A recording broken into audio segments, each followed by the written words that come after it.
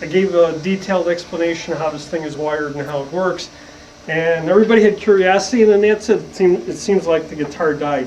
But if any of you read it, and the ones that didn't, I'm going to just do a quick refresher on it. Plain and simple, I think this started with Adrian when it was still Ken still had it, and it kind of got dropped in the lap here, and it got lost to some degree, and then it got started up again. Axel, who did a lot of work, Axel Rudick out in California, who did a lot of work, pretty much developed this, made a few prototypes. He became ill and eventually died. Just to make a long story short, before he passed on, they had to find somebody new to make this. I had done a little work for Peter Swiden at Roland, and John Vitale here happened to run into it at one of the shows. Peter Swiden says, you know, we need somebody to build this guitar. It's got a synth, yada, yada, yada. And Peter says, hey, I got a guy. He's right in your backyard. He says he's done a couple guitars for synth installation. Anyway, that's the connection. And it took a couple of years. There was a period of time where I was busy and I kind of let it lay back a little bit, but we finally got the thing together and got it done. Real simple though, let's go into the performance of this guitar. It was made for Adrian. It's what Adrian wants.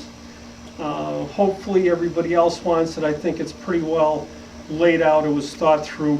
If anybody's seen Adrian, he basically has this little stool and he's just totally surrounded by effects. And he operates all those effects seamlessly.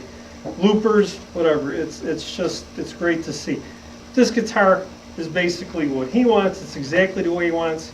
We've made no changes, no additions, no deletions. This is it. Anybody doesn't like the way it's laid out, how it operates, how it functions, write to Adrian. The synth, the RMC synth, the poly drive operates full out all the time. So there is no volume control for the synth. Hence you need a volume pedal because most synthesizers split out the magnetic piezo and whatever and the synth output. They split them out into two outputs. I mean, you can run mono and if you need to in some cases, and there's a little volume control for the synth output, but really you would have a foot pedal to control the synth output, and then your magnetic, your piezo, your variax is operated by the volume control on the guitar.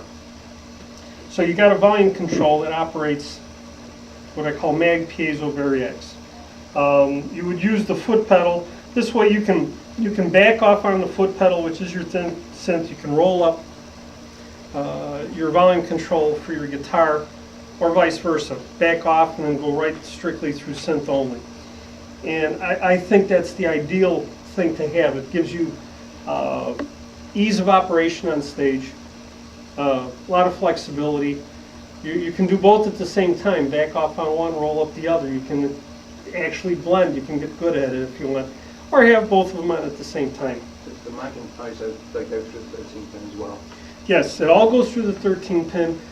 People have asked about breaking it out separately. No, we just don't do that. The reason is that the variax, piezo, magnetic, all goes through the RMC, which has a buffer stage in it. And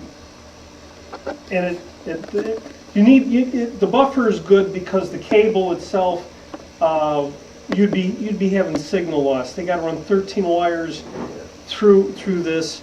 You'd have signal loss. It'd be like a bad guitar cable. So it's changed. It's buffered. The impedance has changed a little bit.